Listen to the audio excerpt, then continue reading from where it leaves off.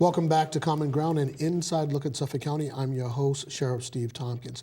Now, on this side of the program, we've got our treasurer here, Mr. Steve Grossman. And Steve and I go way, way, way back, many moons when I used to work at Dimmitt Community Health Center, and we used to have all of our printing done at his family business out in Somerville. And so it's good to have a friend here, but it's also good to have a guy who really understands what this Commonwealth needs to be vibrant and to keep moving forward. So, sir, thank you so much for coming. Good to be here. Really you mentioned Dimmitt. Yes. And I got to tell you, I don't think there is going to be a more important part of delivering 21st century affordable health care in this city, in any of the cities that you represent, than the community health centers. Yeah, why do you think that? Because we've got 50 community health centers in the state, 285 locations.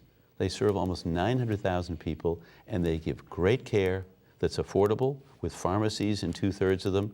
If you think about how we're going to make sure that we put a lid on the cost of health care and still do it in a first-class way that leaves no one behind and no one out, the community health centers are going to play a huge role, and none better than Dimmitt Community Health Center. They do a phenomenal job. So let's expand on the healthcare issue. Sure. What's your thoughts in the macro about healthcare and how well we do that in the Commonwealth and in the country? Well, we've got a job to do, which is mandated by the legislature. The legislature said you've got to put a lid on the increase in healthcare costs. 3.6% a year has to be done. If we don't, the problem is that healthcare now takes up 42% of our state budget. And 42% of our state budget in healthcare means that everything else gets cut. I mean, we have cut in this state mental health services more than any other New England state since 2009. That's a fact. And we've cut environmental protection and a lot of other things. So we've got to get our arms around healthcare. Most important thing people want is they want access to healthcare, they want quality healthcare, and they want it affordable. And if you can deliver those three goals and do it in a way that is revolutionary, we're going to be a pioneer for the rest of the country. And as governor, how do you do that? Well, it means you change the way healthcare is delivered in terms of how payments are made. We used to go fee for service. Everything was billed according to a certain formula. Now we've got to go what's called global payments, meaning that you have a certain amount of healthcare paid for by each person or on behalf of each person, and the hospitals and the medical institutions have to live within that amount of money. Second of all, care has got to migrate. We have health care delivered in acute care hospitals, and they're great hospitals, but not every malady that you have, not every sickness that you have has to be done in an acute care hospital. If you have the flu, if you have an earache, go to a community health center. You get it done at a fraction of the cost. There are great docs, great nurses, great care, and they're being built up all over the cities that you represent.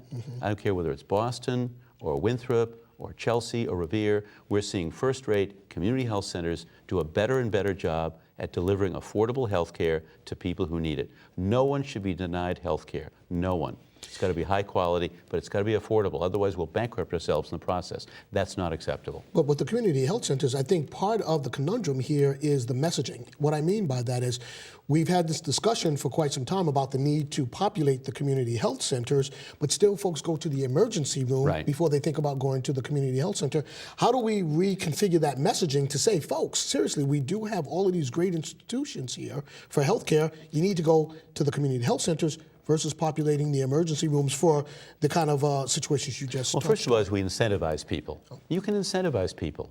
If it costs roughly 1/10 of the amount of money to go to a community health center, to have your ear looked at, or to have your nose looked at, or if you've got a little bit of a wound and you feel like it needs to be fixed, it costs 1/10 the cost. So if you're going to incentivize people and say, if you use your community health center more and you use the emergency room less, we're going to reduce your premiums. You're going to spend less. The consumer needs to save money. The employers need to save money.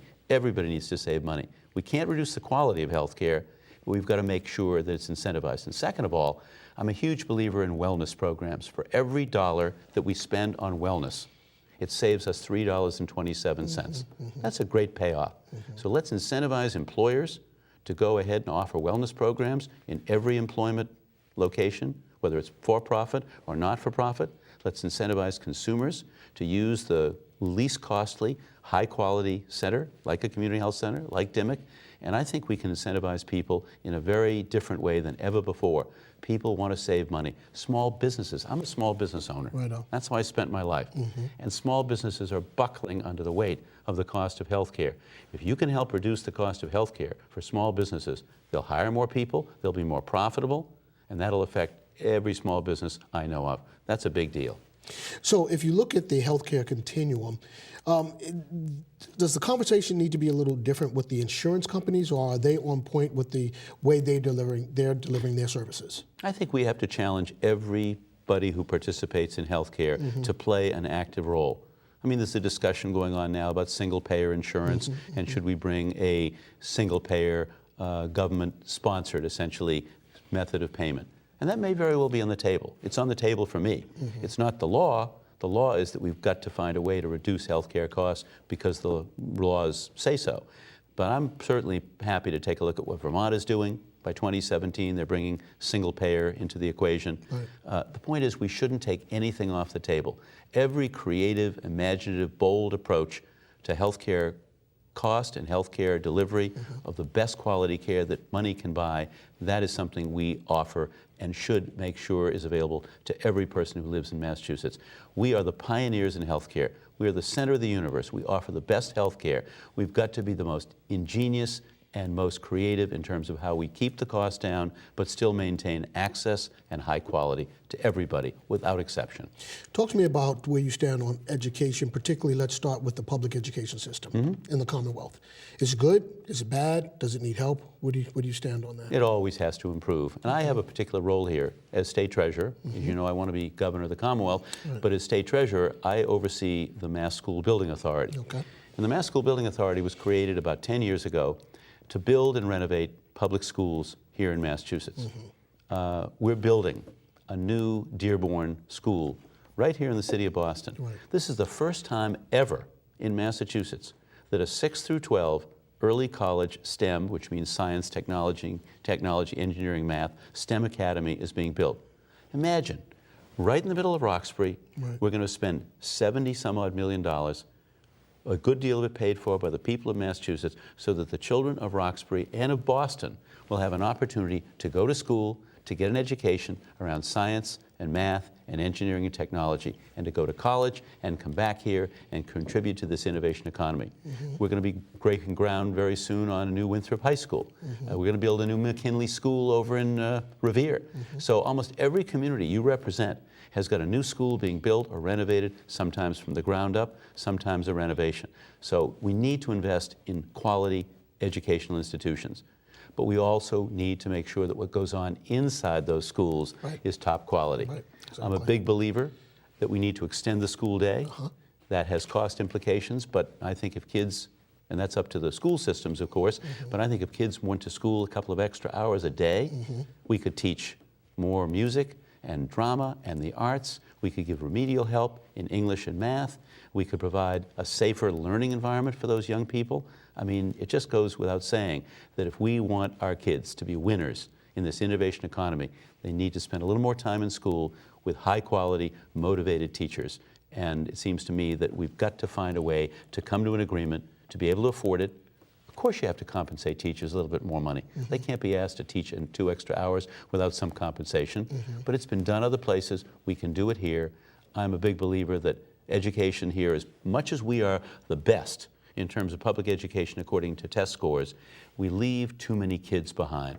Too many kids are not learning. Too many kids are left behind because they fall into special ed needs or English as a second language. We've got to recognize that every child's life is precious and that the investment we make in those young people will pay dividends for them and their families for years to come.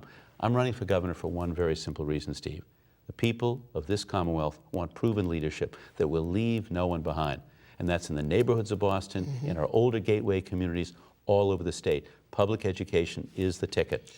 Let me ask you about vocational education. What do you think about vocational education, particularly not only in the high schools or in the high schools, but then moving forward to the community colleges as training programs has been talked about a lot, saying that we need more training programs to prepare young folks and others to get into the labor force. I'm curious as to where you stand on voc ed.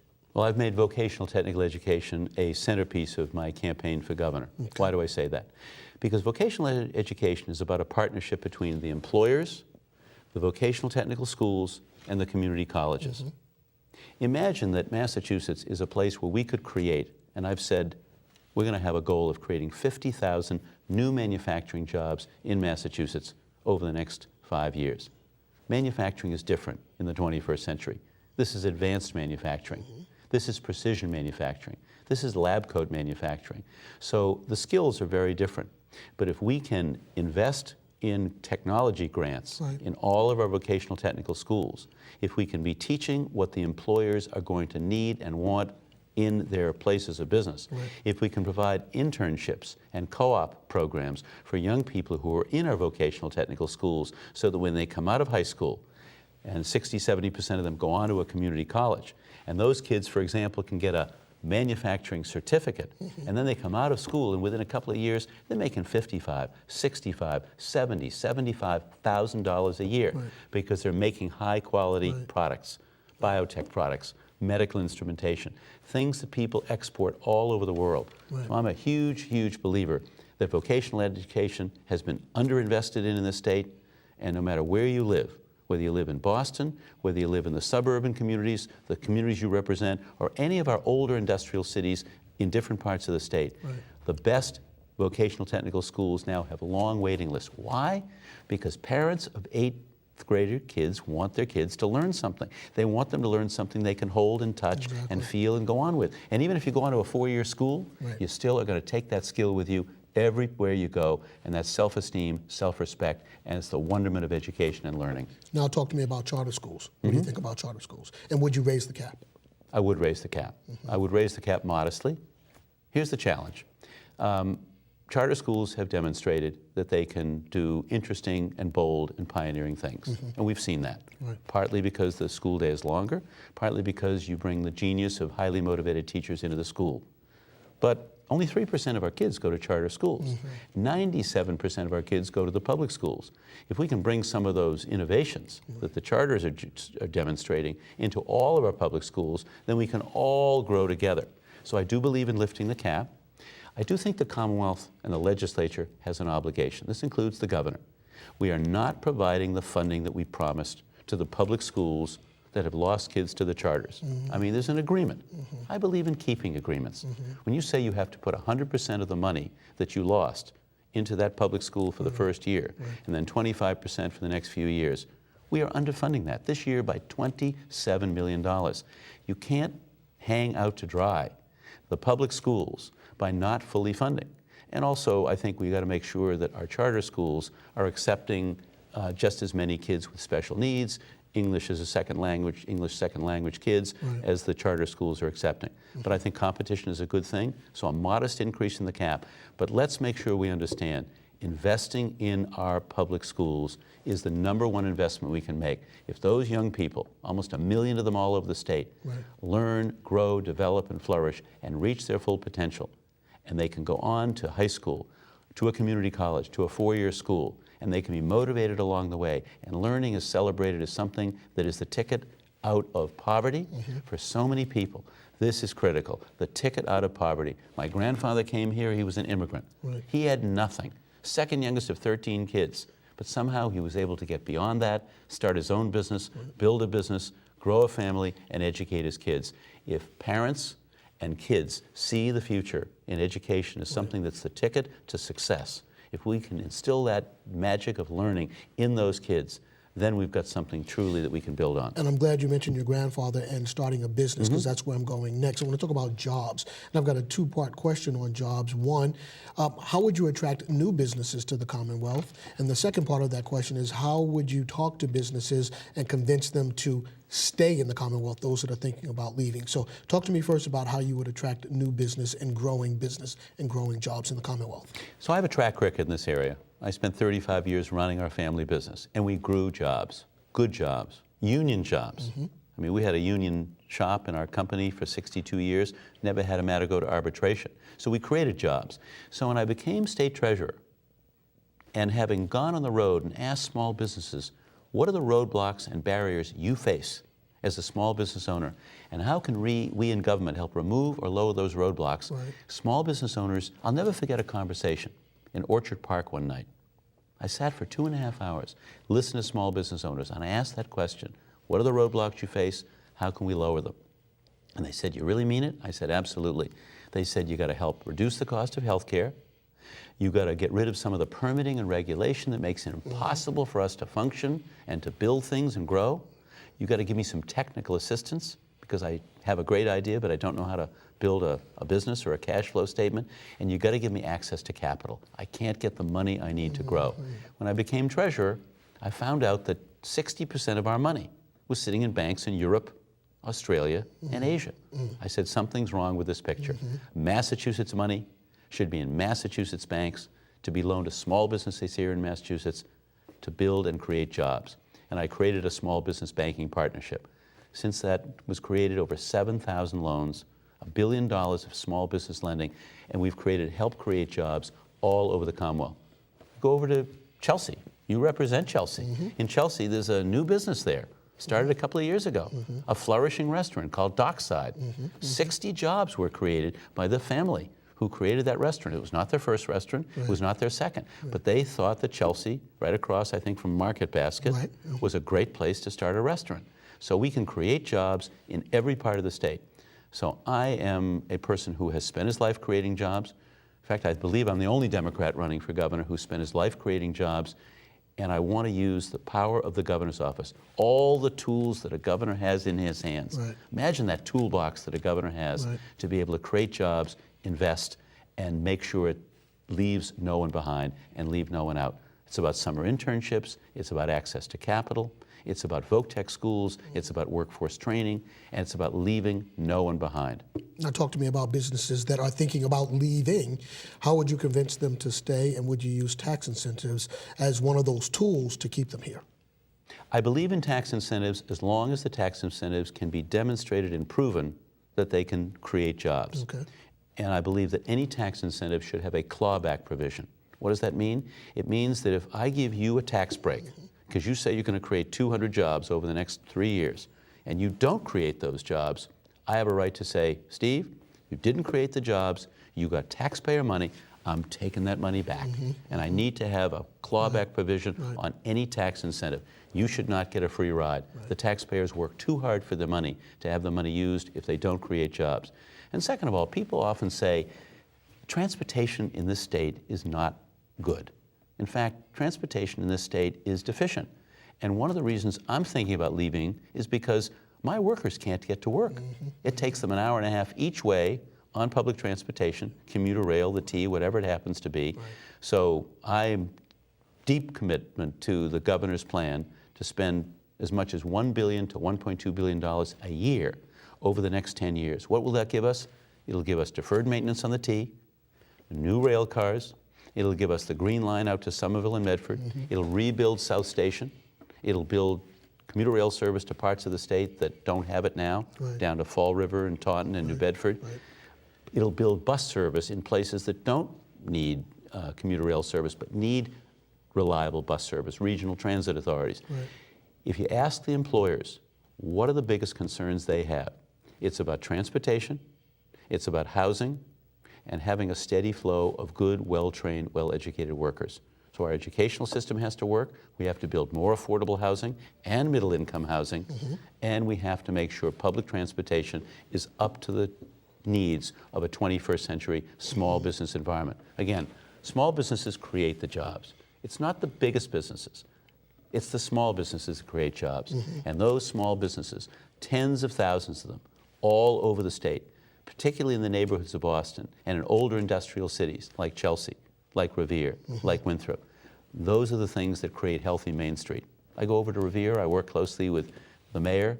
I got to tell you something. The mayor's got a great understanding over in Revere of what it takes. He's rebuilding a small business culture over there, and that's going to serve the people of Revere long term.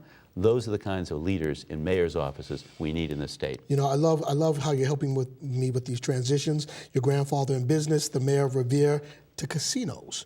Where do you come down on casinos, and do you think that any municipality or municipalities or Commonwealth or states should depend upon casinos to help with the budget? Well, look, I supported casinos for two reasons. First, casinos are going to create 15,000 jobs, half in the construction trades and half in the service sector of the economy. Remember, back in 2009, 2010, we had unemployment among the construction trades, 40, 50%. If you can put 7,500 construction workers to work over the next 2, 3, 4 years, that's a big deal. That helps those families, many of whom didn't work for 3, 4 winters. And in the service sector of the economy, also good. Decent jobs, benefits, health benefits, pension benefits, those are jobs that are sustainable long term. $300 million of revenue, that's the other reason I supported them. Right. If you brought in $300 million of revenue, do you know what that pays for? It provides for universal pre-K education. It provides so that every 3- and 4-year-old in Massachusetts, without exception, will have an opportunity when they're 3 and 4 years old to learn how to read and to begin to get educated so that by the time they finish the 3rd grade and they're 8 years old, they're learning how to read. I was in Everett last week. Everett's a city with 54 languages spoken. I'm sure the same thing is true in the cities you represent. Yes. They have a universal pre-K program in Everett. Not a single 3-year-old or 4-year-old is denied. That should be true in every city and town in the Commonwealth. So if we have casinos and they throw off revenue, and by the way, some very significant part of that revenue that we're going to get, that's money Massachusetts people are now spending at Foxwoods, at Mohegan Sun, and at Twin Rivers. So we're bringing money back that Massachusetts people are spending somewhere else, and we're bringing it back here, taking that money and investing it. Mental health services, behavioral health services, substance abuse programs, schools, universal pre-K, the things we need to invest in to make sure the next generation of our kids are well-educated, well-trained, and ready to be successful in an innovation economy. We've got about 2.5, 3 minutes left, and I hate to push what we do, public safety, into 2 minutes. But talk to us about public safety and what you think needs to be done across the Commonwealth to enhance and give law enforcement the tools that they need to really combat crime and to help folks re-enter society once they are cycling out of our incarceration facilities. Listen, I give you and Sheriff Mike Ash out in Springfield and Hampden County a lot of credit because you have understood that if you can take prisoners and train them and educate them and get them clean and free of drugs so that when they come out and they're getting a job, minimum wage, $10 an hour, $12 an hour. I mean, you told me the story of a man named Jason? Jason, yep. Who came out, he was mid-20s, yep. making $12 an hour. On a construction site. Within a very short period of time, he's a crew chief making $26 an hour. Right. I mean, that's a success story. Yes. We need to create more of those success stories. Right. I'm not a believer in mandatory minimum sentences. I think we need to fix our mandatory minimums. Way too many people are in jail because of low-level drug offenses. I think we need to treat them for their substance abuse. I mean, you told me that 85% of the people in jail have substance abuse issues. That's right. So let's treat them outside of the prison walls so that they don't wind up inside the prison walls. And let's also change our bail system so that judges have a more flexible approach and a tool that they can use to judge whether or not that person should or shouldn't be given bail. I think the bail system needs to be fixed. And fundamentally, we're going to spend $1 billion by 2020 if we don't change our ways to build new jails and to build new prisons. What if we took some of that money and built more detox beds, built more step-down units, built more recovery units all over the state? Right. Then you've got people who will be treated for their substance abuse, and if we can treat them for their substance abuse, and hopefully they become clean, and then we give them the tools with job training, a GED, a high school degree, and a 2-year certificate at a community college, then we can turn those young people, not all young people, into productive people, family people who can look forward to the kind of full, rich, and productive life we dream of for every one of our fellow citizens. Those are some of the things that I would want to do to work with you and your colleagues in law enforcement to make our criminal justice system more productive and more useful and more beneficial. We'll save money in the long run, we'll save lives. And Steve, fundamentally, this is about lives. This is about saving and creating better lives. That's what this is all about. That's why I'm in politics. That's why I'm honored to be the state treasurer in this Commonwealth. And that's why I'd be honored to be the next governor of Massachusetts. And finally, my last question briefly. The convention is coming up in June. Okay, what can we expect from the Grossman camp at the convention in June? Organize, organize, organize, organize, organize. We did great in the caucuses. We've got a lot of delegates who are supporting me. I want to go to that convention. I want to make a case to the people of the Democrats all over the state that I am the person who can go up against Charlie Baker because, and I understand that politics is a team sport and a rough sport. I want to be governor of this state because I believe that the people of Massachusetts want proven leadership that will leave no one behind. I've spent my life creating jobs. I've spent my life supporting the least among us. That's what the job of leadership is all about, to leave no one behind, to create one Commonwealth. That's really, we got two Commonwealths right now. One doing really well, one doing not very well. We need to bring that together, create one Commonwealth. If you organize, the best organized campaign, and I believe we are, is going to be the nominee on September 9th to go and face Charlie Baker in the general election on November 4th. I'm absolutely convinced of that. Mr. Treasurer, I want Thanks, to thank Steve. you so much for your time. Thank you. It's a long, what, you have 4, 5, 6, 7 months to go. We'll love to have you back. But in the who's summer. counting? I know, how about that, right? But as we get into the dog days of summer, as we get closer to the election, love to have you come back and just let us know where you're at and how it's going, okay? I look forward to it. Okay, great. Thanks, All right, Steve. folks, it's been a blast. We are out of time. We are out of here. We'll be back again next week. And so until then, you take care of yourself. We'll see you soon. Peace.